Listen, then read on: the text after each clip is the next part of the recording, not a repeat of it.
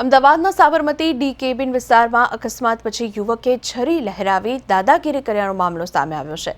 Car ચાલક Bhaskar વ્યાસે reverse લેતી વખતે મોટરસાયકલ સાથે અથડાયો, જેને કારણે લોકો ભેગા થઈ ગયા તો ડરીને તેને કારના સનરૂફમાંથી બહાર નીકળીને છરી લહેરાવી અને લોકોને ધમકાવ્યા હતા અને ભાગવાનો પ્રયાસ પણ કર્યો હતો।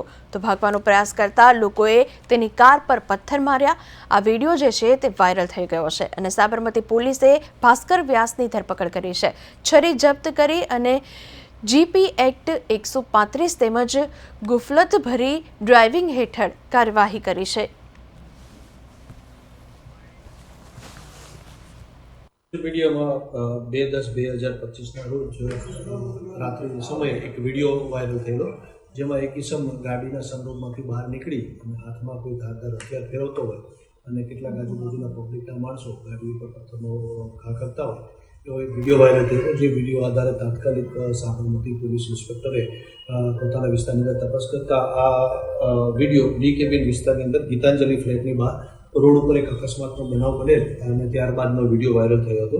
જેની તપાસ કરતા વિડીયોમાં જે ઈસમ જણાય છે તેનું નામ છે ભાસ્કર ઉર્ફે રફતાર પ્રકાશ શાહ, રહેવાસી D105 હરિઓમ વિભાગ ડી કેબિન સાબરમતી। સદર ઈસમને તાત્કાલિક વિડીયો આધારે તપાસ કરી અને મળી આવતા પૂછપરછ કરતા પોતે સ્વીકારેલ કે વિડીયોમાં જે ઈસમ સનરૂફની બહાર નીકળી અને જે હાથમાં છરી બતાવે છે તે પોતે હોવાનું જણાવે છે। જે બાબતે પૂછતા જણાવે છે કે તે બનાવના દિવસે એટલે કે 2 તારીખે રાતના સમયે પોતે ગાડી લઈને નીકળેલો, પોતાના પાસે આવેલ ગીતાંજલિ ફ્લેટની બહાર રોડ ઉપર એક રિવર્સ લીધી વખતે કોઈ બાઇક સાથે ટક્કર થઈ ગઈ, જેમાં બોલાચાલી થતાં આજુબાજુના માણસો ભેગા થતાં પોતે ગાડીની અંદર જઈ અને સનરૂફમાંથી છરી બતાવી અને લોકોને ધમકાવતો એવો વિડીયો લોકોએ બનાવેલો અને જે દરમિયાન બોલાચાલી થતાં પોતે લોકોને ડરાવવાની કોશિશ કરેલ અને જગ્યા ઉપરથી જતા રહેવાની કોશિશ કરેલ। મીનવાઇલ પબ્લિકમાંથી કેટલાક કિસ્સામાં તેના ઉપર ગાડીના ઉપરના ભાગે પથ્થરનો મારેલા અને જેમાં તેની ગાડીને પણ નુકસાન થયેલું, થોડી ઘણી ઈજા એને પણ થયેલી।